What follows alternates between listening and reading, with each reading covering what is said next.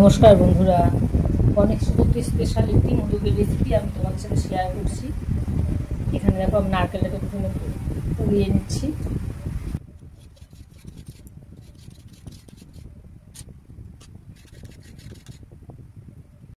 নারকেলটা কোরানো হয়ে গেছে। নারকেলটা মিক্সি বাটির মধ্যে অল্প অল্প করে নিয়ে নিচ্ছি।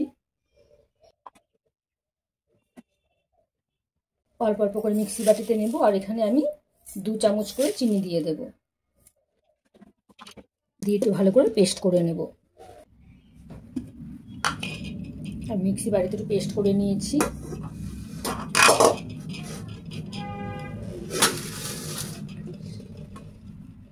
যে কড়াই রান্নাটা আমি করবো সেই কড়াই আমি সবটা ঢেলে নিচ্ছি।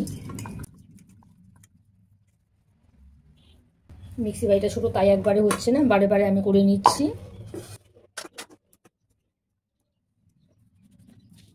আবার এখানে দিচ্ছি 2 চামচ চিনি। সবটা নারকেল পেস্ট করে আমি কড়াইয়ে দিয়ে নিয়েছি। এখানে 3 কাপ নারকেল ছিল, আমি 2 কাপ চিনি দিয়েছি। গ্যাসের আঁচটা একটু লোতে রেখে ভালো করে নেড়ে চেড়ে নারকেলটাকে বানিয়ে নিতে হবে আগে।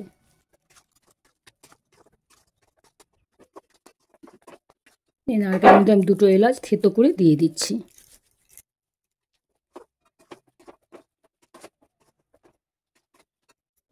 আর এখানে দিয়েছি 2টো পাউচ প্যাকেট, ছোটো পাউচ প্যাকগুলো।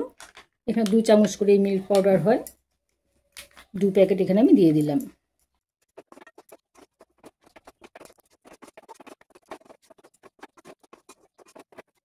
মিল্ক পাউডারটা দেওয়ার পরেও ভালো করে মিশিয়ে নিতে হবে।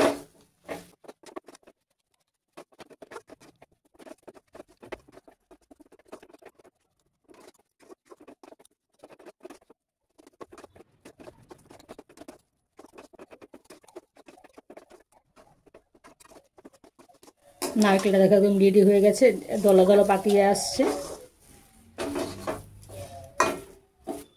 নারকেলটাকে নামিয়ে একটু ঠান্ডা করে নিতে হবে। একটা থালার মধ্যে আমি নামিয়ে নিচ্ছি। বেশি অনেকক্ষণ জাল দিয়ে দেখো একদম দলা পাকিয়ে এসেছে। এরকম দলা পাকিয়ে আসলে এটা নামিয়ে নিতে হবে।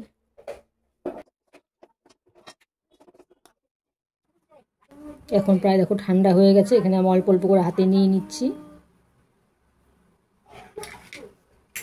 এই মোদকের মোল্ডের ভেতরে দিয়ে দিচ্ছি। বেশি করে নিয়ে আমি ভালো করে চেপে চেপে দিচ্ছি।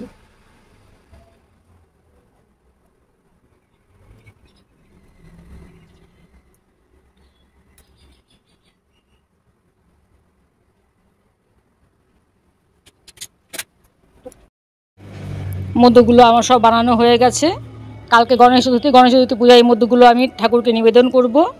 আমার এই মোদকের রেসিপি তোমাদের কেমন লাগলো জানাবে। আমার চ্যানেলটিকে সাবস্ক্রাইব করে দিও আর লাইক কমেন্টে ভুলো না। ঠিক আছে বন্ধুরা, আজকের মতো এখানেই রাখছি। টাটা।